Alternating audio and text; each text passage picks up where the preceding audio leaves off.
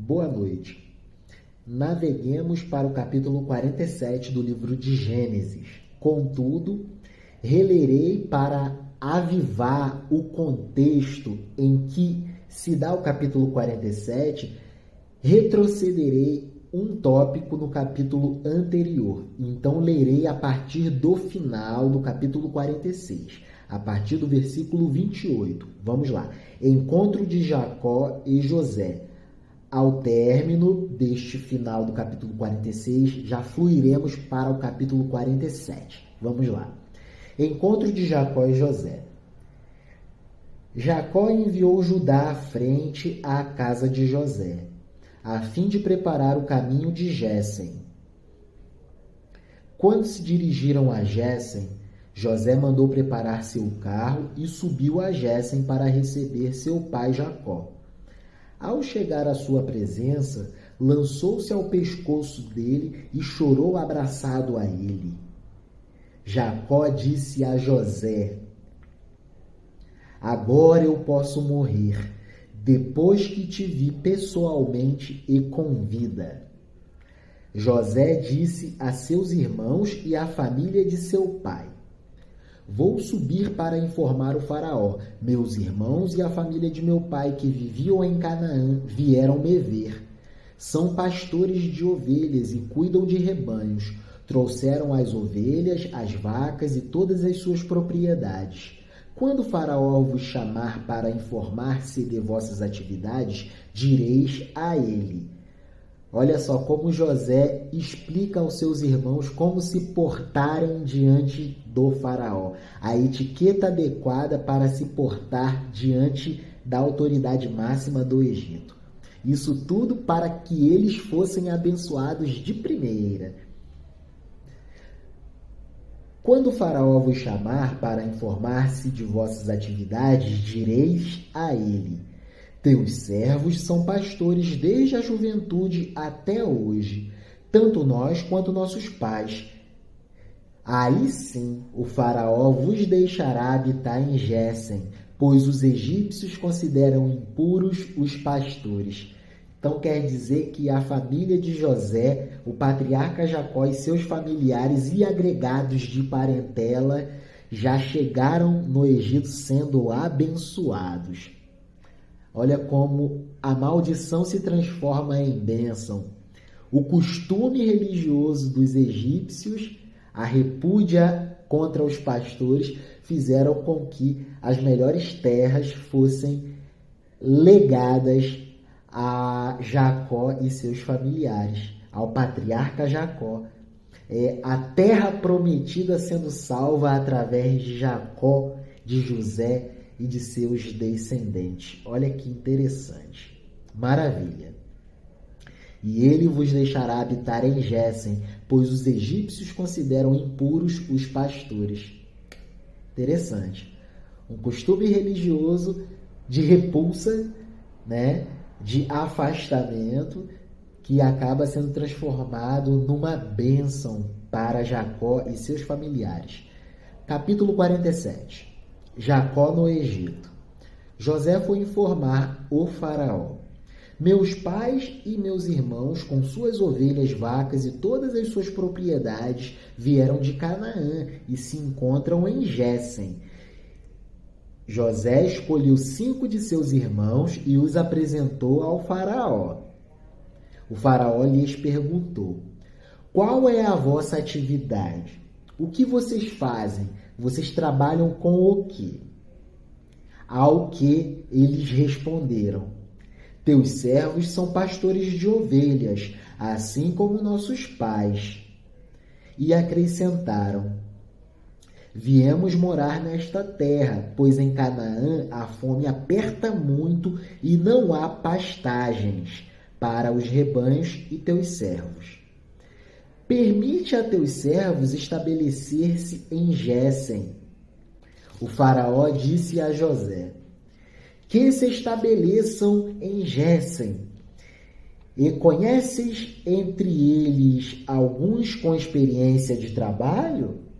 Põe-nos a cuidar do meu rebanho. Olha só que interessante. O faraó já sai empregando os irmãos de José nos trabalhos e afazeres no Egito, que se estabeleçam em Gésen.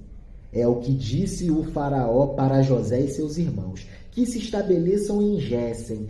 E se conheceis entre eles, entre vocês, e se entre vocês há algum com experiência de trabalho, eu empregarei vocês em meu rebanho. Ah, que legal. Providência divina. Ainda veio com o trabalho, com o emprego, digamos assim. Quando Jacó e seus filhos chegaram ao Egito, o faraó, rei do Egito, ficou sabendo e disse a José: teu pai e teus irmãos vieram ver-te. A terra do Egito está à tua disposição. Instala teu pai e teus irmãos na melhor terra do Egito. José fez vir seu pai Jacó e o apresentou ao faraó. Jacó abençoou o faraó. Maravilha. O faraó perguntou a Jacó: quantos anos tens? Jacó respondeu ao faraó: 130 foram os anos de minhas andanças.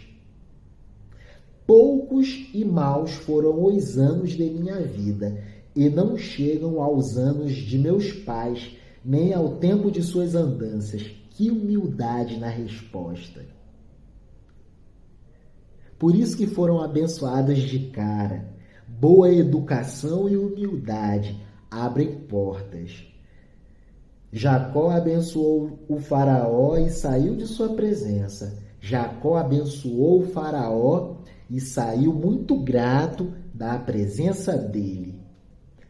José instalou seu pai e seus irmãos. Ele lhes deu propriedades no Egito, no melhor do país, na região de Ramsés, conforme o faraó havia mandado. E deu pão a seu pai, a seus irmãos e a toda a família de seu pai, incluindo as crianças. Que legal, que recepção e que bênçãos concedidas e adquiridas já na recepção. Recepção do patriarca Jacó na terra do Egito. E quem fez a recepção foi o próprio faraó. Oh, que bênção, que legal. O próprio faraó sendo o anfitrião de Jacó. É a terra do Egito recepcionando a terra prometida. Que bonito. E avancemos para um outro tópico do capítulo, política de José. Agora a gente chega num momento mais grave, mais crítico, em que a fome aperta muito, a crise fica muito braba e José tem que tomar medidas muito extremas, medidas inclusive com consequências muito negativas no futuro. Lembrando, a economia é cíclica, portanto, é a partir da leitura dos ciclos econômicos é que se implementam as políticas econômicas, que são os modos de se administrar a economia. É isso.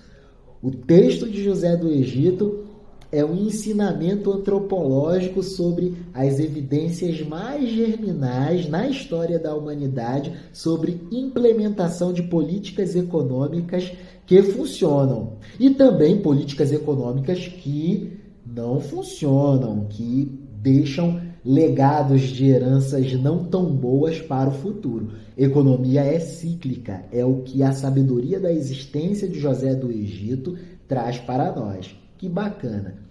E para a prevenção nossa, vamos considerar que estamos trabalhando intertemporalmente, quer dizer, saímos do tempo presente e navegamos para 3.700, 3.600 anos para trás.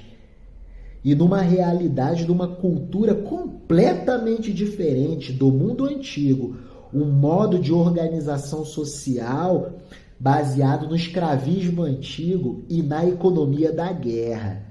É uma realidade social em que os povos faziam guerras contra outros povos para submetê-los à escravidão para a produção. Então, os trabalhadores eram os escravos. Então, a gente tem que considerar as diferenças entre os tempos. Que legal!